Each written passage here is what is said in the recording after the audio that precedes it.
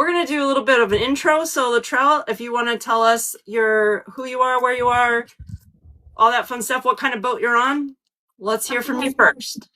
So I'm Latrell. I'm on a 40-foot Jeanneau called Fresh to Salty, and I live with my husband, and we are down to 2 kids on the boat, 2 teenagers. Oh boy, almost empty nesters. Yes, and I'm in St. Augustine. Yes, one of the 2 is she has plans. She's just waiting for us to get, and we have to get things sorted out for her. But she'll be leaving the boat soon. It'll just be 1 teenager. Oh my gosh!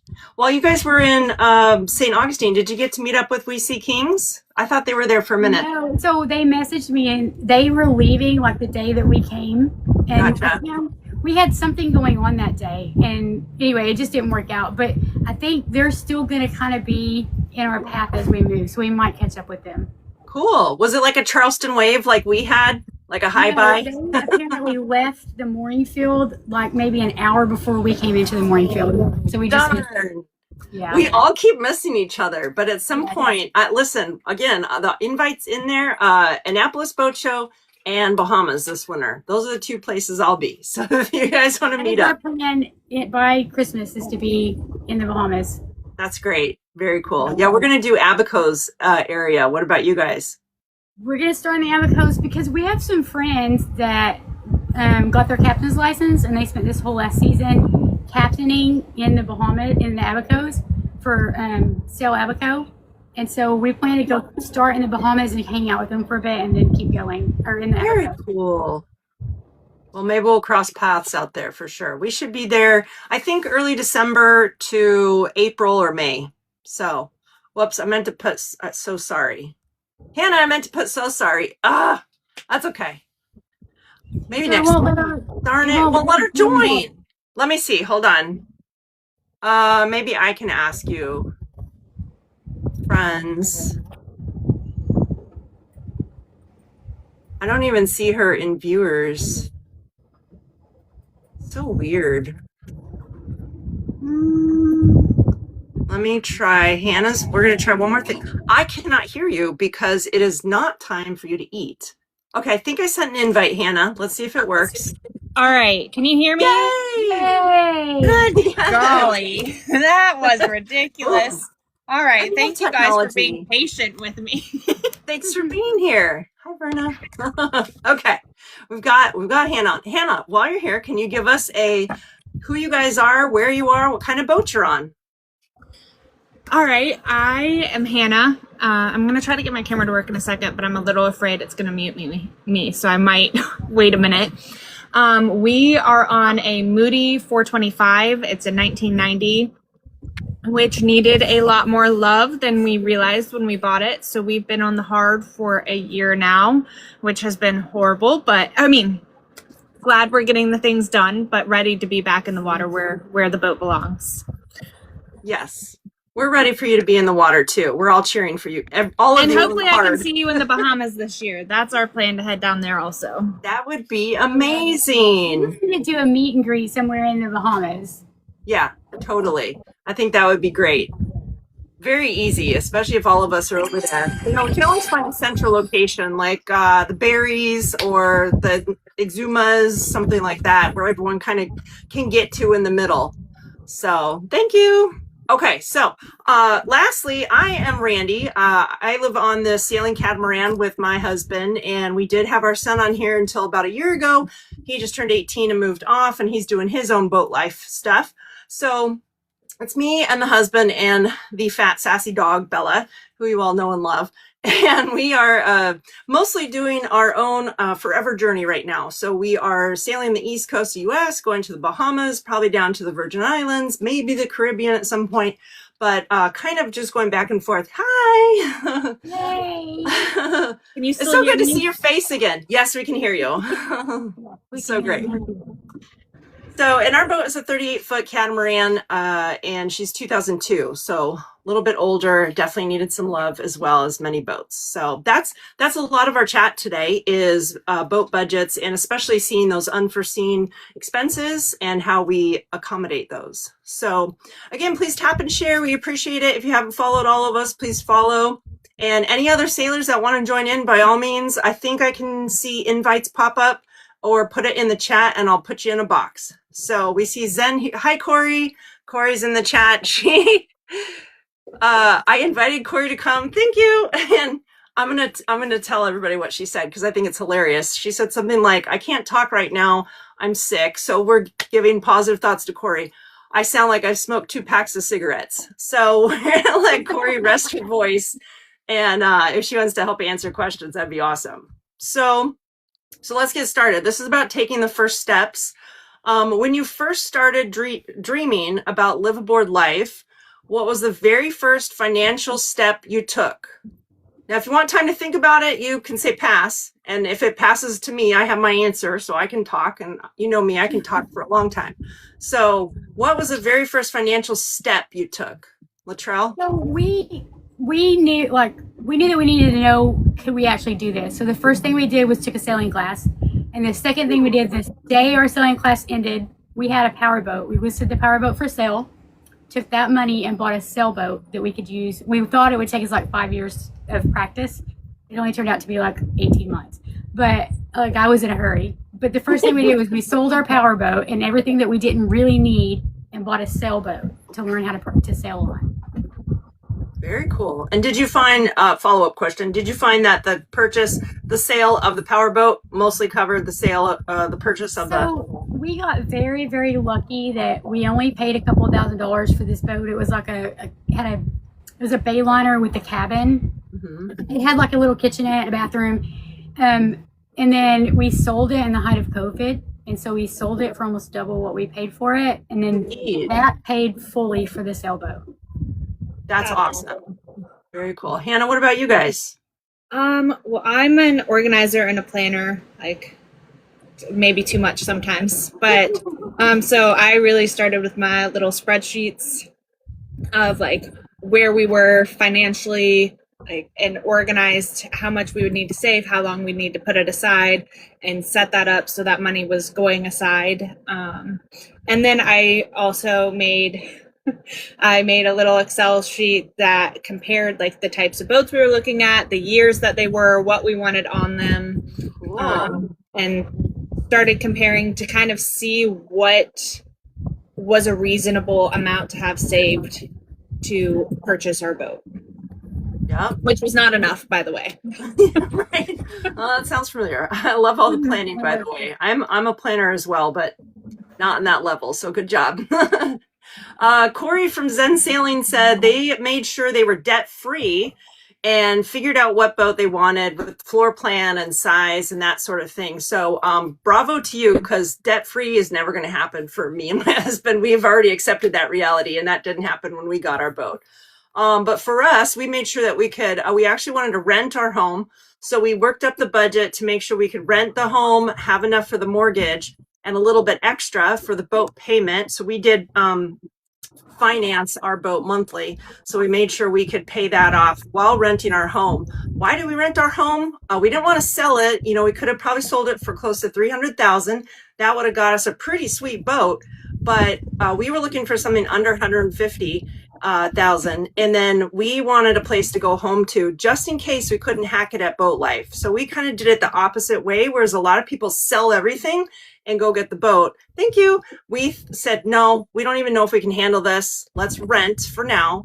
And then, you know, we're glad we held on to it because we did sell it during COVID. So prices skyrocketed for our house, just like they did for your boat, Latrell. So we get that. Let's see here. What expenses did you research? So you guys kind of answered this, but what expenses did you research before committing to the lifestyle? So Stephen does most of the research, but we definitely were looking at a water maker and how much that would cost, because I'm not willing to not shower every day. I know a lot of people on boats don't shower, but I have to. But a water maker, and then the solar panels and the box, the inverter, you have to have like everything that you needed to have the electric. So those were the two things. And Stephen was adamant about having a solar arch. If I could go back, we would not have done that. It was a waste of money. Yeah. It's just not as great as it's not as great as they made out on YouTube that it would be. It's funny. I think that comes in. We have that question later on too. What expenses could we do without? Hannah? I mean, being the researcher that I am, I was looking into all of the things that would be comfortable. I'd also lived aboard boats before, so I kind of had an idea of what I liked and what I wanted, although those were catamarans, and I knew we were buying a monohull. So it's a bit different. And it all depended on what boats we were looking at the time. So my research list kept growing. You know, if we looked at a boat that didn't have a water maker, I was looking into the cost of the water maker. If it didn't have, if we thought we might have to replace the engine, which ironically we did, we were looking into the cost of that. And unfortunately, the way, like the research that I did without going and purchasing new, it's really hard to gauge those costs. But you said we were going to get into that a little later, so I'll wait to get into it. Yeah, save that for later. Zen had Corey from Zen had a couple answers. They actually did the same thing, rented their house and have some income with that. Jeff is their researcher, and Corey said they said everything. They were just really nervous about income. And it is cheaper to be out in the boat rather than land after you buy the boat, of course. You get over that hump first. So that's true. Chesapeake, I thought boating was normally nearly free. Yeah, who told you that lie?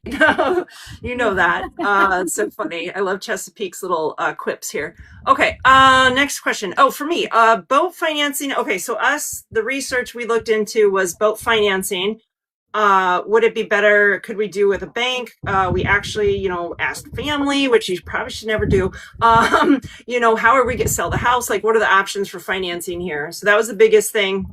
Insurance and the marina the boat was currently at. So it was out of the water on the hard, and that had a monthly fee, which the owner told us about, very upfront, like this is the cost of the marina at least, and then electric if you need it, no extra, etc. So right away we added that into our budget. But we had no clue about like registrations and then, extra hidden marina fees and all these, what is your, sales tax, water, fuel. We had no clue about that kind of stuff. So at least the biggest things, the buying of the boat was the huge expense for us to take a look at. Did you choose your boat based on your budget, or did your budget change after finding the right boat? Oh, we 100% went off budget. We had all these big dreams of having a catamaran so that each kid could have their own room and all that stuff. But Stephen also had like a 10-year plan. And I was like, I don't have 10 years to keep. I was just burned out on life. And so he was like, okay, if we got a monohull, we could go in like 5 years. If we got an older monohull. And I was like, I don't think you understand. I want to go now. So it just worked out that where Stephen worked, they were having layoffs. They hadn't told anybody they were having layoffs, and Stephen got copied into an email about the layoffs. And his boss come running into his office and is like, oh my God, you weren't supposed to be on the email, but just know your job's safe. And Stephen said, actually, I would like to volunteer for layoff. And so he volunteered for layoff. Everybody got laid off in February. They made him stay until the end of April to train. He had to train 2 people to do his job, but he took the severance package. That was one of our big things. We did not want to buy a boat on credit. We wanted to pay cash. So he took the severance package and paid cash for the boat. And so this boat was in the budget that we could pay just straight up cash with his severance package. Very helpful. That was a big one to us, to be debt free and to be able to pay cash for the boat. Yeah. That's huge for a lot of people, it sounds like, for sure. Us, completely different. But I that's great you guys did that. Hannah, what about you? Ours was a little bit of both. This was the first boat we'd ever purchased, and if I were to do it all differently, I would do it all differently. So listen up, people. But that's kind of a story for another time. But we basically we found this boat. It was way out of budget at the time that we found it, and we just kind of let it sit, and the price kept dropping on it, and we kept thinking about it. We've gone and looked at a lot of other boats, and when we finally chose to go see this boat because it was in St. Thomas, so it was not close by to see it. It was at the top of our budget, and we thought things were in better condition than they were. So a lot of lessons learned there. I mean, everyone says we did not get a survey. Highly recommend getting a survey, but we did get a survey shortly after, just to kind of see what else needed to be fixed. So we had a deep survey done, and honestly, nothing came back on that survey that would have changed our minds. Everything that we found after the survey wasn't on the survey. So again, do the survey, but make sure you have a really good surveyor. I don't think our surveyor was necessarily bad. I just think a lot of the issues we had were pretty hidden and not easy to have surveyed. So, yeah, that that made a huge difference. Like, we were at the top of our budget already, and then we thought things were working, took it offshore, things started breaking. And so it's just kind of been, for an older boat, I think, I forget what the saying is, like how much you should put aside for an older boat. And I think you need like triple that amount. Yeah, I think also later on in the chat, we talk about that kind of like how much to either mentally also, like you're going to have to put aside this much money. So if you're not going to be able to come up with that, maybe this isn't for you, you know? Well, and what was crazy, like we were prepared for that, but projects blew through it pretty fast. So I'll wait to get into that till that question. But we did budget for it, was my point. Let me see. Corey found the right boat, then made it happen, then figured out the budget. No mortgage or debt. So that's nice. They were able to park their boat behind their canal home and refit as they worked. So that, and as they still worked. So that's awesome. That's very helpful. Cheryl, yes. So surveyors are like home inspectors, but for boats. Yes. And later on, we'll talk a little bit more about them, but you do want to make sure you get like an approved NAMS or SAMS surveyor. You want to vet them. You want to call prior people that have used them. Like you got to do your research. So, and make sure they're not biased to the seller or the broker. Correct. Yeah, they should not even, I mean, if they don't even know the seller, that would be great. Like, and if they're familiar with the boat too, because if they are a power boat person, they're not going to know what to look for on a sailboat. So you want to make sure, you want to make sure they've done those types of boats before. Like ask them for referrals or, you know, resume and proof of what they've done. Or even a monohull, and then you ask them to survey a catamaran. Yep. Let's see. So mine was, our boat was based on our budget. So again, we were looking for under 150,000. We got this one for 125,000. The survey came back with glowing remarks and he valued it at 160,000. So we knew we had a good boat if it was over what even the asking price was. There were a couple of really outdated things on this boat, the oven, the water maker. This is a French built boat. So for us, there was a lot that needed still Americanizing. and so we kind of worked down the price with the owner because of that. And they really needed to get rid of it as well. So they worked with us on those things that we would have to replace. And that helped them get rid of the boat sooner too. So Zen has not so great a story about their surveyor. Story for another time. I can't wait to hear about that. Maybe when you don't sound like today, we'll hear that story, Corey. Let's see. What's one expense you thought would be your biggest cost that turned out not to be? And then what expense became a bigger part than you thought it would? You get what I'm getting at? Yeah. Did you see, who was it? Was it Chesapeake?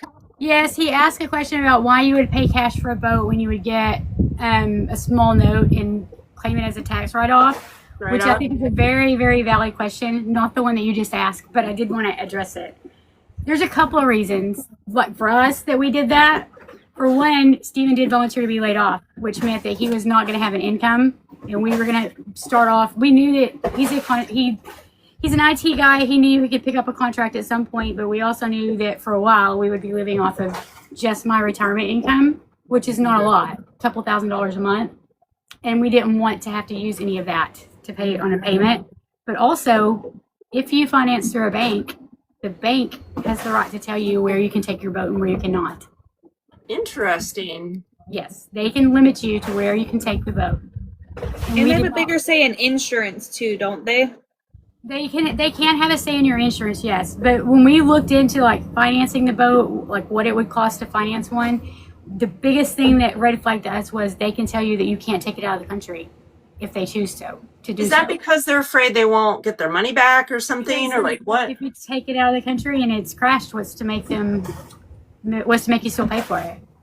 So anyway, that was one of the things that we knew immediately we would not be making payments on a boat to any kind of bank because we intended to travel. We haven't gone very far, but we intended to travel. I just want to answer that question that he asked before I forgot about it. But what was your question? So what was the biggest cost that turned out you thought was going to be a big cost, but it wasn't? And what was a big cost, but you thought it would not be? So we thought that we were going to have to replace the sails on the boat because the main sail would not pull out unless you had one person up here on the winch and one person at the sail pulling it out of the furler. And so we called a bunch of people to come out and look at it and tell us if we needed a new sail. And finally, everybody wanted to charge us like $300 to $500 just to look at it. And then finally, somebody from North Sail said, well, we'll come look at it for free. So he came out, he looked at it, and he said, this sail does not need to be replaced. You have all these little round parts in there that are kind of oval, but they should be round. Replace those, and then if your sail still won't pull out, we'll look at, what sail you need. And so Stephen said, okay, how much are the parts? And he said, if I sell them to you, hundreds. If you go online, probably $50. So we bought the parts online, replaced the parts, and the sail never came in and out smooth as butter. Wait. So, yes, that guy no longer works for North Sails. He works for Lawman Sails, but we are looking at new sails now, and we will be using him because he was so honest with us. Seriously. The one thing that I don't know why, but we had this impression that the tower in the box would not be as expensive as it was, but the davits on it broke, which they did replace them, but now not only did we pay for the tower, but now we're going to have to pay somebody to reinforce our davits before, because Stephen had an accident, his back's all messed up, and we need to be able to haul our dinghy up with the engine on it. Right now we take the engine off, and the tower in the box can't support it. So we're going to have to pay somebody to come in and reinforce it. Gosh. So now it's going to be almost double what we originally paid for the tower in the box. Yeah. So, yeah. Some of those hidden whoopsies done. You never know. That's a joyful thing. There were davits on this boat when we bought it, and we took them off to put the tower on. And if I knew what I knew now, we would still have the old davits, and we would have just had a custom top made. Yeah. It would have worked out a lot better. Yep. Woulda, coulda, shoulda. Notes for next boat. That's right. Hannah, what about you? I don't know that I can even remember the things that I thought were going to be expensive at this point. Oh. That ship sailed like 2 weeks into owning the boat. Yeah. Oh gosh. But as far as projects that I thought would be a lot more expensive, I'm a researcher, so I try to plan it out and know exactly what we're getting into, but everyone that owns a boat knows that nothing ever goes to plan. So I would say that our keel job, I had really planned that out and put a pretty good buffer in, and then it ended up being more expensive just because we ran into issues and then had that cold front that came in that didn't allow us to do the work we needed to do because it was too cold. And so it ended up being off, what should have been a 1 week project ended up taking a month because of that, which almost doubled the cost of what we had planned. Because your time on the haul out too. Yeah. Yeah. So I would say that one probably was the most expensive. Our I guess you could also say our engine, that project, we thought we were going to fix the engine we had, and I put a lot of time and effort into trying to fix it for it to seize up while we waited for a part to arrive. Mhm. And then realizing like this is going to be a long-term challenge of like every time we fix it, something else is going to break on this engine, which so we ended up getting a new used engine, and that obviously was a lot bigger than fixing an engine you already have. So those two have been probably our biggest expenses that we thought we could manage. And we never planned to drop the keel, by the way. That was a surprise because we ended up replacing the engine, which we also didn't think we were going to do. So it's the rabbit hole. It just keeps going. Like, those really actually go together, which makes it an even more expensive project than ever planned. so great. I love it. Let's see. Corey had said a little bit about we were going to put in an auto winch, but found a workaround that works fine. Auto winch can be expensive. And then she said never intended to add folding props, but they did later and are glad they did. They're expensive, but it added over a knot of speed for their boat. So we're looking into those too. But yeah, that's on the wants list a little bit farther down when we can afford it.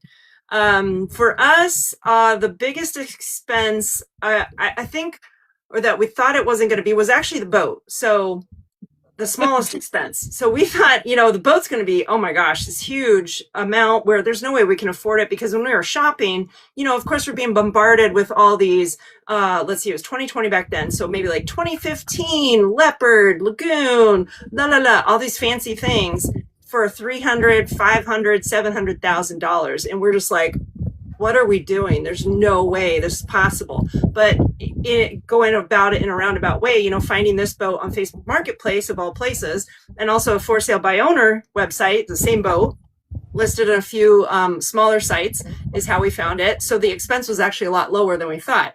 Now, the biggest expense that we always thought were going to be smaller are actually some of the tiniest parts you can even fathom. This boat, again, being French built, some of the parts have to come from Europe. So one of the things was like the props that we have right now. So again, a reason why we want folding props. The props we had to take off last October had to come all the way from Norway or something like that. So when you think this little piece, which is maybe, I don't know, a foot long, the prop that spins like this, that's about it. It propels you forward and backward. That's not going to be, maybe a couple hundred, if that, no. So, and even smaller parts sometimes are the most expensive. So that was a huge wake-up call for us, is just don't expect it. The smaller it is to be less expensive. Yeah, our water cap, it was a similar thing. You can only get our water cap in the UK, but you can only place an order for shipping internationally at a certain budget, and the water cap's like $5. So we'd have to order like, someone's gonna pick one up for us and ship it to us from there. But yeah, we were like, that's it. I'm not ordering 50 of these. Right. That's, I think, the same with because our boat's also French made, and the hatches have these little pieces that go in the hatches that make them stay open and close. They're over $100 for those little screws. For screws. Screws. Yeah. Crazy. And I think Chesapeake said something about fuel too. And my husband had, when I interviewed my husband about this, he put that too. He said, back when we bought our boat, fuel was $2.55 a gallon for diesel, and now it's $5 to $6 a gallon. So that for us was like, oh, we can afford that. Plus, we thought we'd be sailing all the time. We thought it was this magical. Our biggest misconceptions was that we are never going to use the engine. That's just for anchoring. We are going to sail everywhere. Don't tell me these things was in my delusion being on the hard. That's how we're saving all of our money, is we're just going to sail everywhere. You got to take the engine out. We put the engine in, but we don't plan to use it. Take the engine out, and then you have no.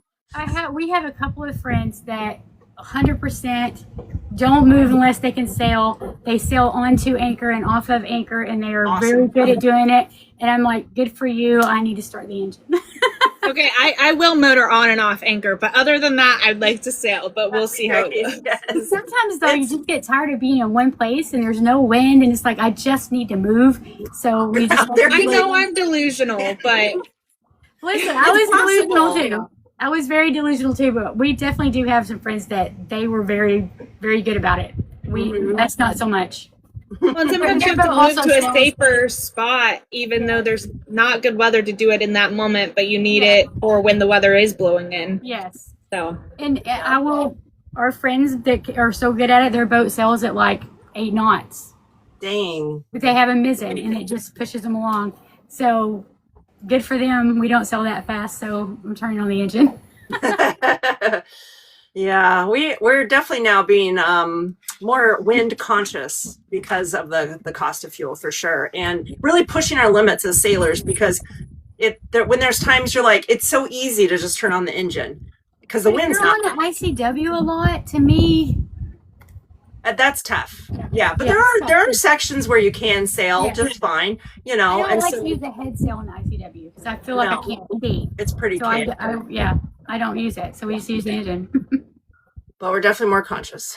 Let's see. Have your priorities shifted from convenience to experiences or vice versa? So kind of what I mean about that is like, were you focused mainly on, you know, if we lived in a house, lived in an apartment, that sort of thing, like the convenience of land life, or were you kind of focused on experience of life still? Or now are you just experience focused? Or are you trying to be as convenient as possible while still living on a boat? Does that make sense? Yes. So the first few months that we were on the boat, we were in a marina or on the hard doing the upgrades. But once we got off of that and started actually moving, that first year, we never went into a marina. We never went on a mooring ball. We lived on anchor for over a year solid without ever touching a dock. And our kids to this day say that's their favorite time that we've had on the boat. Was that first year when we were never going into marinas. We were just on the move, exploring everything. But the longer we've been on the boat, especially with Steven's accident, we are trying to have the experiences, but also take advantage of the convenience when we can get into a slip, have some air conditioning, get to the store without having to take the dinghy 5 miles to land. So I think we try to mix the both. We're trying to get both, make it as convenient as possible with still being able to go explore stuff. Yeah, for sure. Hannah? I'm all about the adventure.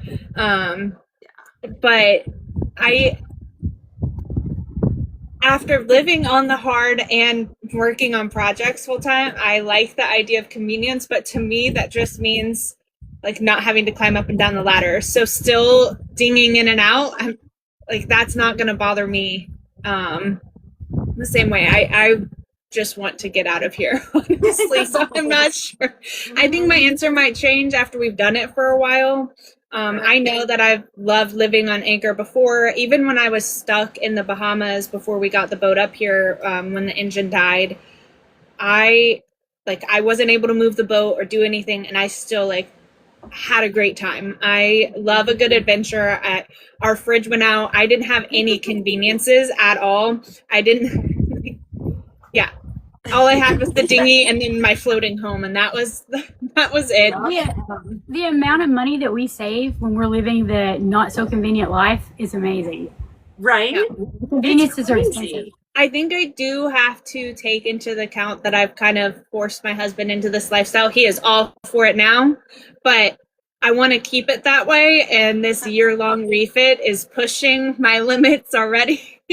So, we'll probably still keep some conveniences, just comfort. Everyone wants some comforts.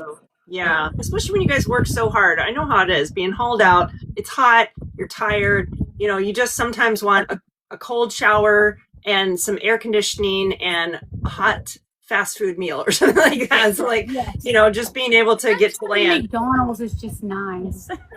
Some McDonald's fries. We're not talking about food because I'm getting hungry already. You're not allowed to talk especially about not French fries. Yeah, and not around the dog either. She'll hear that. Those are her favorite. So our family's always been experienced focused.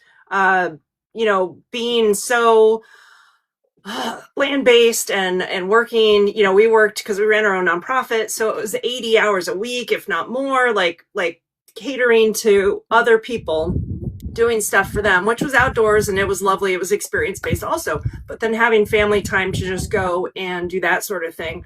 on our own, camping, hiking, biking, that sort of thing was what we were always into. And we always loved spending money more on a museum than maybe going to see a movie or something like that.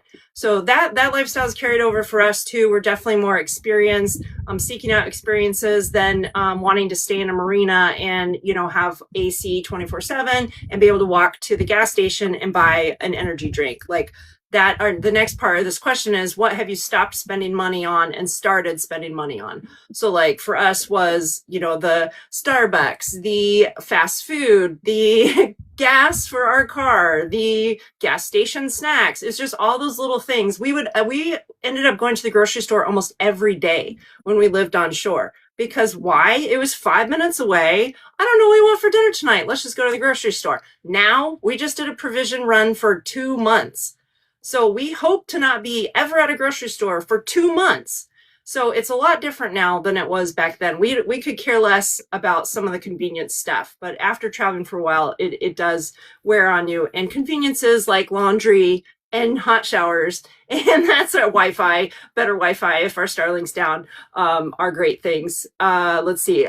Zen, I want to see, I thought Corey commented, they're always focused on experiences. Corey was a hippie child, so easy to go explore. I can see that in her. And so what about you guys with the money? What you stopped spending money on and you started spending money on? Latrell? So for a long time, we didn't have a car. We sold both of our cars before we came on the boat. And it was shocking because we weren't paying for a car payment or insurance or gas for the car or have the oil changed, tires, all that nonsense. But then we realized that we were paying so much. It wasn't so bad because we would walk places until Stephen had his accident. And then we were spending so much on Ubers just to get him to, he was going to physical therapy like 3 times a week. And it was $30 to go there and $30 to come back. By the time we were paying 3 times a week, $60 a pop, we ended up just buying a car. And I've noticed that when we're in Fort Pierce and we have our car, we are, if you're out living out on Anchor and you run out of butter, you just figure out a different way to cook that food, or you figure out something different to cook. When you've got the car handy, it's like, oh, we're out of butter, go get butter, and come back with 3 bags of crap that we don't need. So it just depends. When we're have access to our car, we're spending just like we did on land. When we don't have access to our car, we just make do. We don't buy fast food. We don't buy any of the unnecessary junk because we've got the groceries for the whole month or whatever. We're not going back and grabbing cookies and chips and nonsense too. It's just a lot of little things, I think. Yeah. And it saves a lot of money too. It does, a lot. Hannah, what about you? What's the shift you've seen? I think I spend more money now, but that's because the boat demands more money. I've always been a saver and a budgeter my whole life. My mom used to joke about it. Every penny or quarter I found on the ground at the grocery store, I put in my little piggy bank, and then I'd cash my change out at the bank and get the cash for it, and then I'd put it into my bank account. And I've always been mindful, and I've not been a frivolous spender or an impulse buyer for things. So I've actually found myself buying so much more for the boat, and because it demands it, a lot of those like feel so much more frivolous. It's like, oh, we need more of this for these projects, and I'm like, oh, okay, I guess I'll buy more paintbrushes and rollers and this and that, and so I actually feel like I spend so much more money than I've ever spent, and so quickly. Like on land, my Amazon, I would wait so long to like make my purchase. I would only make maybe one purchase a month, and I'd wait so long that I'd end up taking everything out of the cart. Be like, I don't actually really need this. And I live pretty sustainably, so I try to also be mindful of any purchases like that. But I definitely, think I spend way more now. And then as far as the groceries, for me, I have food allergies, so we don't eat out a ton to begin with. But a lot of the food that I can get that is gluten-free is like needs to be refrigerated or frozen. So that makes it a little bit more difficult. And while we have the convenience of a car, we do go to the grocery store a lot more because we have a tiny fridge, and then these things don't last long. So Yeah, I would say I spend more. My habits are worse now. Oh, yeah, but When when you you guys- get out there. When you get off the heart and get moving, you'll find it a lot easier, I promise. Mm-hmm. Because you're on land, it's just so convenient. Yeah. Yeah. There's really no excuse. The bigger purchases for us that, oh my goodness, Bella, what we've shifted our money to now is I already fed you. We like, how do I put this? Better made products that can serve multiple purposes. So being back in the outdoor industry for so long, like we really understood the value of a more expensive rain jacket because why? It lasts 15 years and it's not going to just break at the first zip of the coat. So, and I still have it from that long ago. So for us now, things like Turkish towels from SandCloud, stuff like that, it serves its multiple purposes. It's shade, it's a blanket, it's covers the dog when she's cold. It's a beach blanket. We've used it as a sail when our dinghy outboard didn't want to work. So that's where the money has shifted now. Instead of like gimme now items from Amazon. Sometimes we still do that when we can get packages, but it's shifted to more, wow, how can we use this multiple ways? So, well, I think also being on a sailboat, like you said, it's not the give me now, it's the quality of what you're getting. If you don't have access to go, oh, that's broken, I'll just go get another one, you're going to fix it. You're going to live more sustainably, even if it's not on purpose, which I think is a beautiful thing about boat life, is that you're forced to make work what you have and learn how to fix things. You're going to take if your drill breaks, you're taking your drill apart and learning how to fix it rather than, oh, I'll just toss this one and go buy another one. Yeah. Or there's I can exchange it. No, like you're out in the middle of the ocean. Yeah. So you got to figure it out. Yeah. Corey chimed in with, she stopped spending money. I think this is on Amazon clothes, makeup, and shoes. That makes sense. I think I have like 2 pairs of shoes, sandals, flip-flops, and Hey Dudes.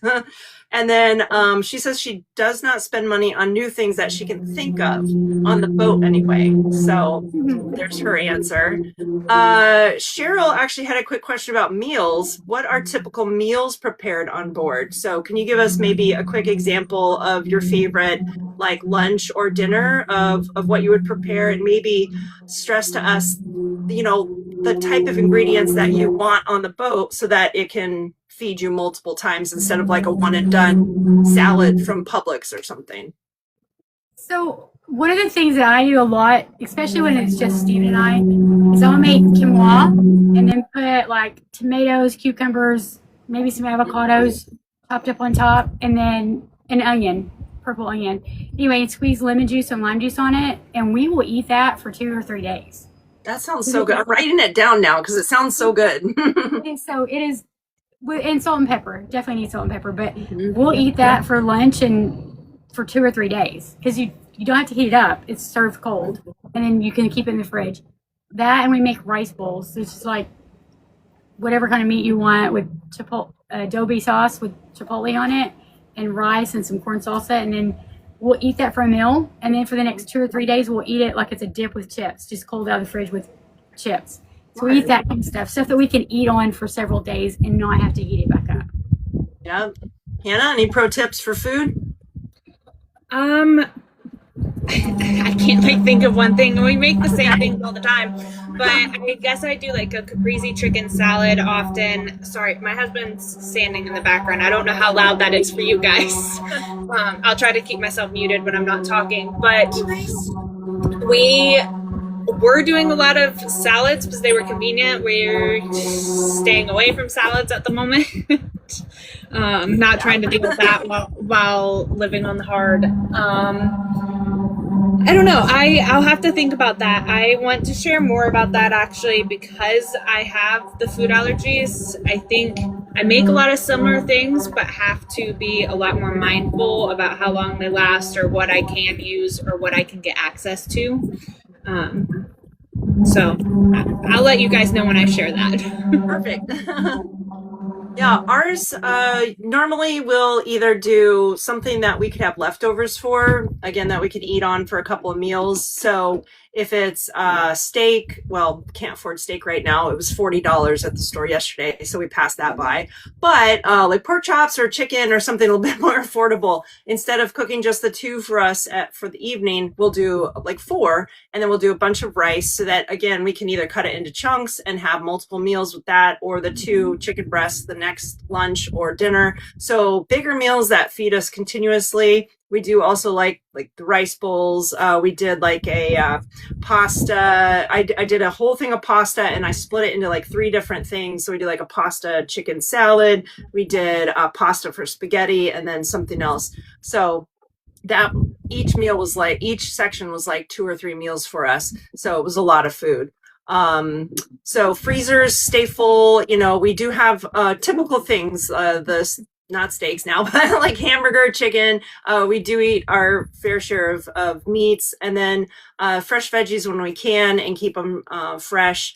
And then lots of just the easy staples. So we do the like potatoes. We'll do, what else do I have? Rice, which I mentioned, and then just a couple of things that stay fresh in the fridge. So even our avocados, we can keep in the fridge for quite a while, and apples and things like that. So pasta is so good for leftovers, Sandy Lee, and there's so many things you can do with it too. But it's hard, you know, when you do have allergies to certain things, and if breads are cut out, if pastas are cut out, if meats are cut out, I mean, you're very creative on a boat with your meals. So I'd say the pastas are on our boat. We don't like making that in bulk. I'll just boil it and make it as we go because we don't have a microwave or a way to heat it up. And the pasta starts to get like hard or not good. And that could just be gluten-free pasta. Maybe gluten pasta doesn't do that. But yeah, I think you find so many workarounds for how to do things when you don't have the conveniences of them just throwing it in a microwave, or like we're super mindful about what we cook and when we cook it, because it'll make the boat so much hotter when you're cooking.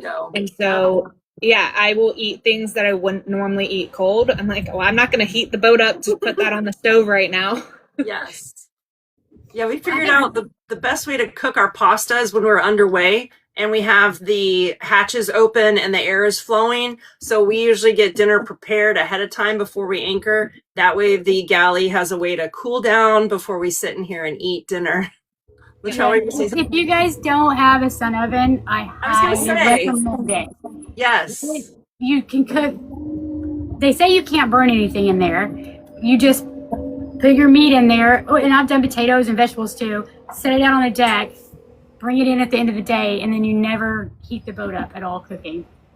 That's awesome. Amazing. That's on our list. It's on our list too. Mm-hmm. Zen said they get pre-made sous vide, I think that's how you pronounce it, meals at Costco and freeze them, which are very convenient. That's smart too. If we were better at meal planning and we could freeze, you know, soups or other things that we can pre-make and freeze it, that would be one of our goals too. Hi, Shelby. All right, let's see here. We're at an hour almost, so I do want to be conscious of your guys' time. So if you have to duck out at any time, by all means. I've got a lot more questions, but if you have to go, then that's fine. What upgrade or purchase, what's one upgrade or purchase that has saved you money over time? Definitely the sun oven, I think, is going to be the one that saves us the most, because you're not using propane, not using electricity, and you're not heating the boat. I think that's probably going to be our biggest money saver, really. Awesome. Hannah? I'm going to say that pretty much everything we're doing right now is in hopes to save us money later. You know, while we're this deep into the projects, we've done the things that are it would have cost us more to haul out again and have to do it later. Like replacing our through holes, we were going to only replace a couple, and then we're down to barrier, and let's just go ahead and do it now instead of having to haul out and replace them at different times and have to sand it down, and the cost of getting all of the things and materials and everything. So I'd say pretty much everything we're doing is in hopes to save us more money later and let us be in the water for longer. Perfect. Yeah. Ours was, my husband mentioned the solar and our lithium iron phosphate batteries has definitely saved us a lot of money. We added more solar.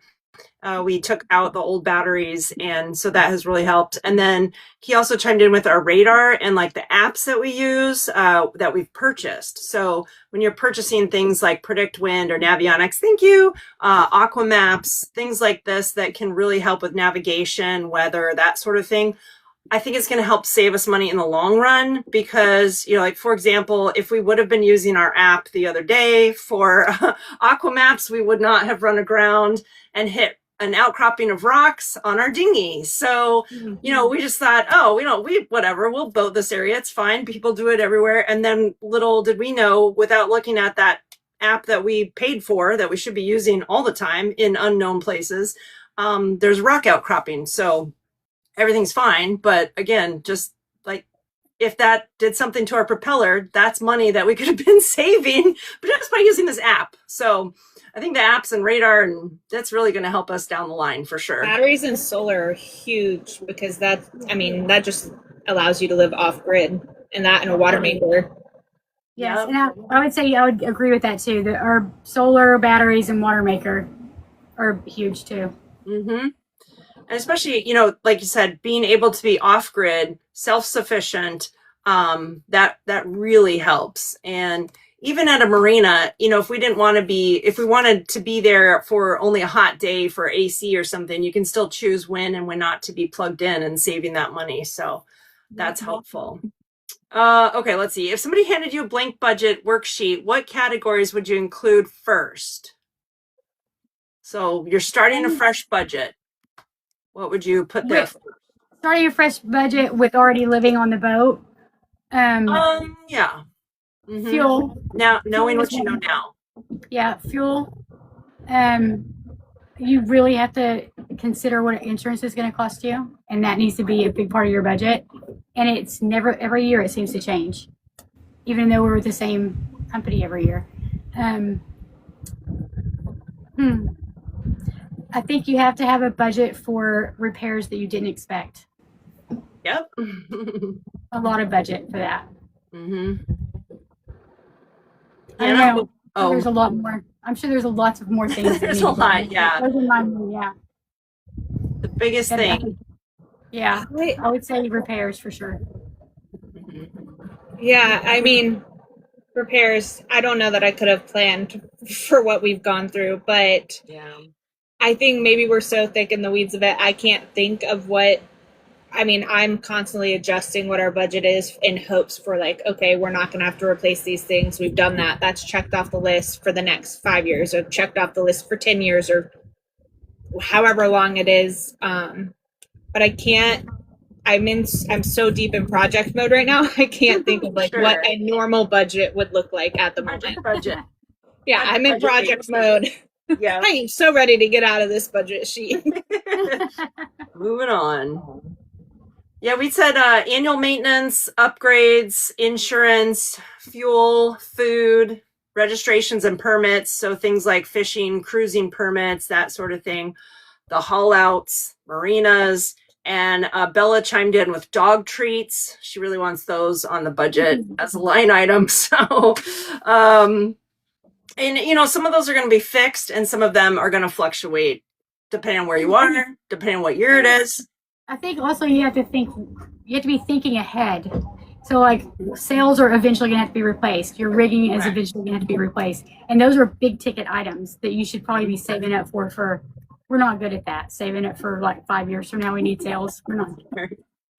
Yeah, we know it's on the list, but we don't have the money to back it. Yeah. Sounds familiar. We'll get there though. My husband said jokingly, he's like, you can always apply for another credit card. Yeah, okay. I don't want to do that. So what do you guys think percentage-wise of a budget goes towards maintenance? Would you be able to 100% right now? 100% right now, yes.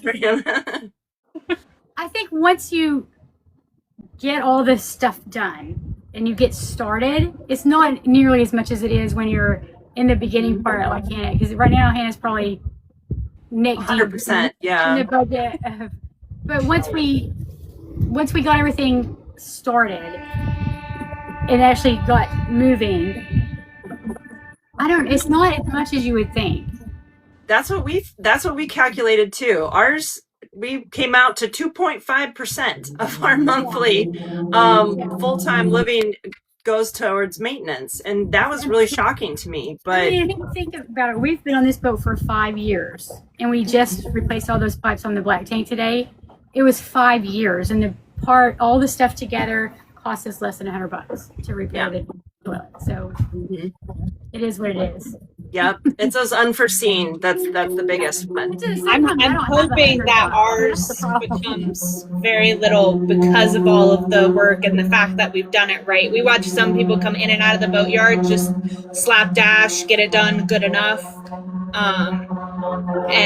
So you cannot risk it. It's safe. Well, we've also watched people come back and do emergency hauls because they replaced 2 through holes instead of the iffy ones that they weren't sure about, and then they've had to emergency haul to fix those. So we've watched people come back with issues so many times. All in the name of saving money at that time, but then they're not looking ahead. Yeah.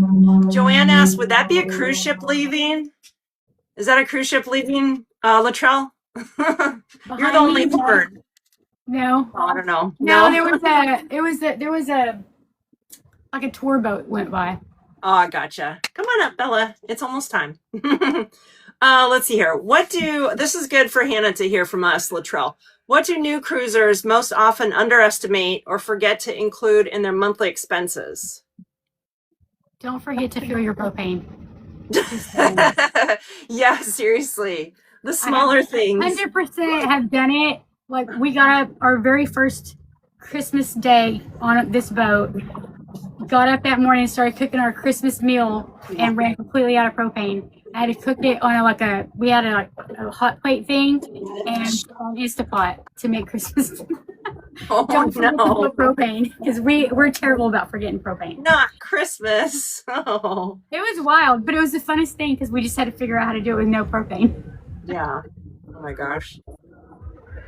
Let's see. Hannah, do you have a suggestion for other news?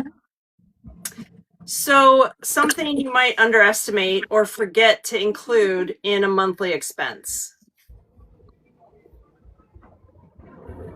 Yeah, I think I'm too deep in project mode to think of my monthly expenses is more bilge paint, more rollers, more tape, gloves, I gotcha. epoxy. Ours is it's unknown expenses again. So I think this is where I was going to mention Steve and I think about 50%. So mentally prepare for, and if you can financially prepare for 50% of the value of the boat for upgrades or unforeseen issues. So you just write it in there. Know that we're going to need this much money for these projects. I think my heart breaks seeing a few of these new people that just got their boat. They're super excited. Probably Hannah included in this group of you youngsters that just got the boat, super excited, get it in the water. Everything goes crazy. You haul out, and then you're hit with this reality of, oh crap, we've got all these things to do. So don't underestimate that. Em and Nick they've been sharing a lot of that, and we met up with them, and it was, I said I hate that you guys are in this situation, but it's so refreshing to see that we're not the only idiots out there. We have a lot in common. We have some friends that they hauled out just to do maintenance stuff on their boat, and they thought they knew what they were paying to be on the hard there, and then when they were done, the haul out yard hit them with a $5,000 fee where they were being charged a daily extra fee. If your boat's on their yard is this much per day, there's an extra fee if you're working on it in their yard. So if it's storage, it's one fee, but then there's an additional fee if you're doing DIY work. And they actually were so upset about that hidden kind of cost that they ended up selling their boat. They were just like, we are just over it. Every time we turn around, there's another hidden fee or hidden cost that we weren't prepared for. And so they ended up, I think they had their boat for like 4 years, actually moved around on it for 1 year, and then sold it because of all the hidden, unexpected cost. It really, if you don't do your research and you don't listen to this kind of stuff and listen to other people that have been there and done that, you're going to be hit with that, oh my God moment. And then just be like, forget it. Like, Yes. we tried it. Very It's not important if you're hauling out to know exactly what all the fees are for being on the hard, because it's Well, I different think- for yard. Another important factor that I can specifically speak on is that when you're budgeting for a project, know that they're like budget way more time and money into each project, because you're gonna find more things in every project that you do, and then you'll either use those materials on that thing, or it always is double the time and materials than what you actually need. A lot of people ignore the side quest projects, and you can go that route, but you're going to have to deal with it at some point. So typically what we do is we deal with it while we're in the thick of it to begin with, which takes a lot more time and money. Yeah, when we're on the hard, the number of trips that we make to Ace Hardware is just ridiculous. It's a cost. Oh, we're out of paintbrushes. We're out of cloths to clean the messes up with. We're out but of it's a hell of a lot cheaper than West Marine. So yeah. at least Yes, there's that's that. why we go. That's why we go to Ace Hardware. Home Depot should sponsor us, honestly. And just yesterday, they go, "You don't have a pro account here?" I'm like, that was an option? They're like, yeah, it costs nothing, and you make money back over time, and you can like label each project, and it has a whole tracker for it all. And I was like, I wish someone had told me that a year ago. Oh, yeah, way to go. So anyone getting ready to get into projects, make a Home Depot pro account. Seriously. Before we moved onto the boat, we had a house that we were remodeling, and we went to Lowe's so often that I went into Lowe's once and bought some stuff, and then gave him my phone number to pull up my account. And the guy looked at me and said, "That's not your number. That's Steven's number." And I was like, "No, that's my phone number that Steven's been using." But he knew us. He knew our phone number because we had given it to them so many times. Oh my It's God. great. Yeah, you've become really good friends with some of these people. Mhm. Yes. So what we've been talking about is going to roll into the last question. And if viewers have any questions, please feel free to put them in the chat. Do you think the liveaboard lifestyle is becoming more affordable, less affordable, different than it was 5 or 10 years ago? Is it, yeah, overall, what do you think? I think it depends on your expectations. If you are coming into boat life basing your expectations off of YouTube channels, it's going to be way more expensive than you think. It is. If you come into it knowing that you're not seeing all the expenses, all the things that have to happen, that all the behind the scenes stuff, it can be more affordable if you make it that way. Now, the anchoring limitations is probably going to make it less affordable because you're going to have to go slip for a mooring ball. Yep. Anna, what about you? I think it all depends on what your plans are. If you plan, if you are, I don't know, I guess similar to like watching the YouTube videos, if you're basing that off of, oh, this person, they seem to be able to do it within this budget, and then turns out the lifestyle that you want is like in a marina or on mooring balls, it's going to be so much more expensive. I do think that the cost of a lot of things are going up as people, as the demand goes up. I think more people are still, ever since 2020, really just trying to live a little bit more nomadically, especially as more people can work remotely. And then we run into things like what's going on with Starlink that makes it more difficult. So I think there's an ebb and flow with all of it. Like, we have more access to things, and there's newer apps, and there's all sorts of benefits that make things cheaper, but then there's also all sorts of things like that become more expensive over time. So Yes. So are you guys all planning on, what are you going to do about Starlink? If it comes out that you can only be out of the country for 30 days on it? Personally, we're not worried about it right now. It won't affect us until December if we end up in the Bahamas. For us in the Bahamas, when we were there in 2020, we didn't have Starlink then. So we used our Verizon, and then we had they have a thing called a MiFi through Alive, their cell service out there, and that worked just fine for what we needed. So we might go back to being more primitive and just say, screw Starlink for a while. We'll put it on hold, maybe till we come back to the States. And for those 5-6 months in the Bahamas, we'll just, maybe I won't live stream. I don't know. So it'll be things like that where we just might go back to being more primitive if we have to. So was the MiFi, did they have unlimited internet, or was it? I'm not sure. It sure They do have an option for it. Yeah. So when I had to homeschool Cody, so we had to be connected every day anyways. And it definitely worked for FaceTime because we would FaceTime my family all the time. So I remember there not being an issue or us running into like throttling or anything. So, but of course I didn't do live or anything back then. So I don't know about, Cody actually did do gaming. That was another thing that took up a lot of, megabytes or whatever that is. So he could still do that. I think we're going to look into it because Stephen has to use a VPN for work. And so we have to make sure that whatever we do, we can run it through the VPN. And he's the tech person, so he's going to look into all that. But he's talking about tell us what to do. For us, I think we're going to kind of wait and see. It will affect us greatly because I work remotely and my work requires high demand internet. So it's not just, I see all these arguments with people on Facebook about it or on the different posts. Yeah. And everyone's like, oh, we can go back to church. You don't even need all this technology. But for me, it's like this has made this life accessible to me because I can work remotely. The unfortunate part is that my work demands or is a high demand. Like I need high demand internet for that. So even the like little hotspots that you can get in the Bahamas aren't going to give me the same connectivity that I need. And so it's going to affect me greatly. So I'm kind of waiting to see before it's not an easy like, oh, I'll just pause it and do this other thing. That'd be great. I'm going to have to work around that and figure out a way. Was it maybe selling Cameo or was it the Melvins? One of them were talking about and we may have to end up doing this because Stephen also has to have high demand internet and he has to go through the VPN, about purchasing a second Starlink to make it work. I think it's that you have to have 3 to be able to rotate it with the 90-day rule.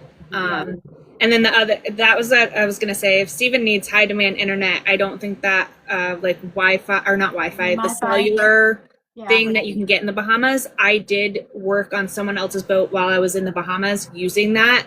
And I ended up having to just take the rest of the day off because I couldn't, my work couldn't get done. I was just sitting there watching everything spin. I was like, I'm just wasting my time. Oh, no. So that is something that we are worried about, how we're going to manage it, because Stephen definitely has to have a good high demand internet and he has to be able to run whatever it is through the VPN. And our VPN does have a way that you can put 2 SIMs cards in it and combine the 2 internet services to make it more high demand. But I don't really understand how that works. The other part that people have talked about with that is if they buy the 3 Starlink, they're going with like the Starlink Mini that are easy to store and put up and take down, but those don't allow for the high demand internet either. Right. So I think we'll all figure it out one way or another. It's just a matter of how we end up doing it. I also wonder when they actually put that into effect, which is coming up pretty soon, I think, like on the 17th or something. Mm-hmm. Sure. It's going to affect so many people that are working remotely that I'm wondering if they will then make changes. I sure hope they do it before. I think they've heard from a lot of cruisers on how important it is and how much, honestly, of what I say this all the time now, of what free advertisement we're constantly giving them.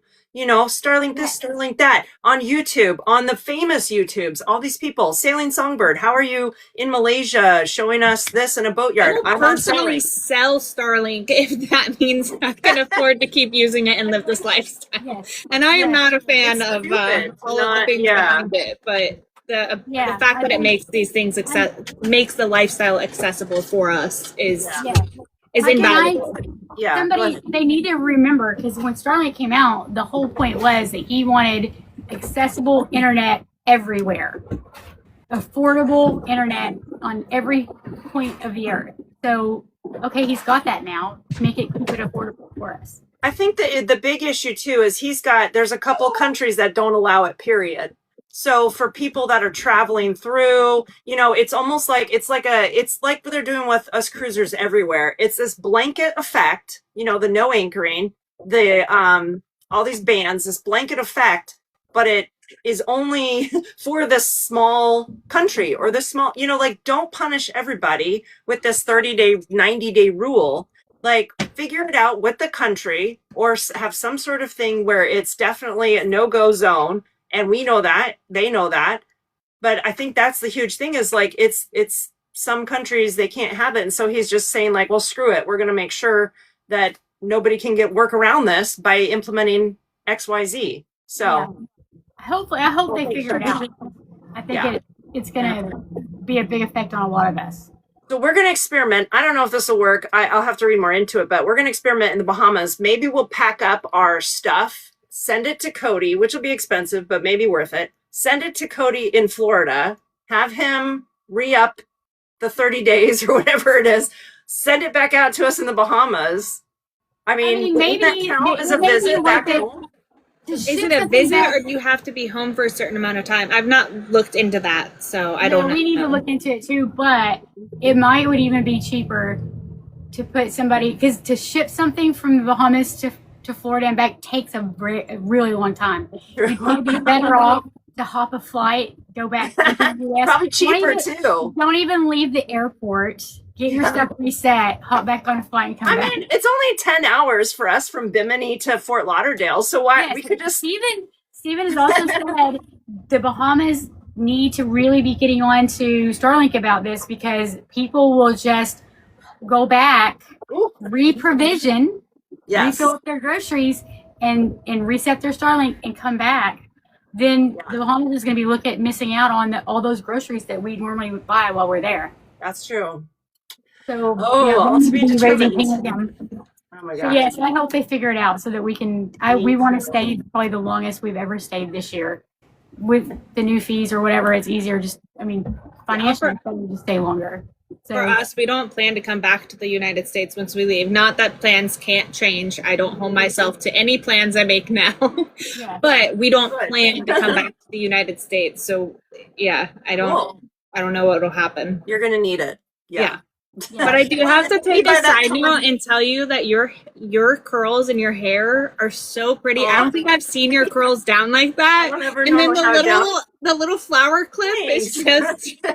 I was thinking earlier. I don't really ever see you with your hair down. I got a bad haircut, so I'm trying to see how this happened here. So I don't know what to do with it anymore. But thank you. I appreciate that. Well, this is all I ever do with mine. So yours is gorgeous. I love that you're wearing it down. Thanks. It's a bit hot. I've been watching my face get redder and redder because it's hot in here. I usually just cut mine short, but I messed up and cut these bangs, and I won't cut my hair short as long as I have bangs. So it's just getting longer and longer back there because I'm like, I need to get it together and grow the bangs out so I can cut it off. But I don't know. Keep in mind that Amazon has also Leo or something, another satellite that's not ready, but I'm on the way. It's coming out. We were looking at that too. Yeah. So and Steven told Starlink. Steven told because he emailed Starlink and then they called him and they had this big long conversation. He said, "You do understand that if you don't fix this, the minute that Amazon comes out, all these cruisers are moving to it. Bingo. Because nobody wants to deal with this." Nope. So get your act together, Elon. Get your act together. Yes, that's right. Anyway. Listen to us. Yeah, Clay, I got your shirt on. That is the cutest shirt. Isn't that cute? Are you getting one? Is that? Yeah. Nice. I saw somebody in the comments that was asking about, do you have to pay a cost for hooking up to a mooring ball? Yes. The answer to that question is yes. It depends where. Some places it's $20 a night. Some places further north you go, it can be like $60 to $80 a night. There are some free mooring balls too, like first come first serve. And then I think maybe closer to where you guys are, they have the mooring balls where they'll put almost 3 boats, sometimes 4 boats on them, which In Vero Beach is 3 boats on a morning ball in Vero Beach. that would make me so uncomfortable. Bad idea. So I Plus, used I to don't say like the same thing. Bad And idea. then I used to say the same thing, and then we were in Melbourne when Hurricane Helene came and Milton came, and all of a sudden Milton changed direction and was going to come directly over us. And so we had never been to Vero Beach because we didn't want to do the 3 boats on a mooring ball. So we went there for the hurricane because they were saying during a hurricane it would be 1 boat per mooring ball. And then we ended up staying there for 3 or 4 months and had different boats rafted up to us over the months. It was not as bad as you would think. And Really? we made really friends with the people we were rafted up to, and Oh, it was a pretty good deal. it sounds like my husband's worst nightmare. Like, Sounds like my worst name. I don't I'm not know. a people person. I will socialize, but I prefer to like then not feel like someone's in my space, like right next to our boat. That's really We were very against it, and we didn't go to Vero Beach for the first 4 years we were on the boat because of that.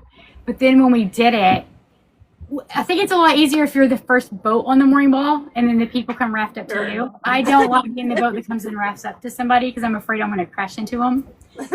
I mean, well, I'd raft up with you ladies any day, so I would do that. It would be fine. It's not nearly as bad as you would think. And a lot of times the boats that you're rafted up to are the ones that are there for wet storage. So it's just you're on your boat, nobody's on the boat you're rafted up That's to. kind of nice. Okay, things to think about. I Yeah. won't poo-poo it.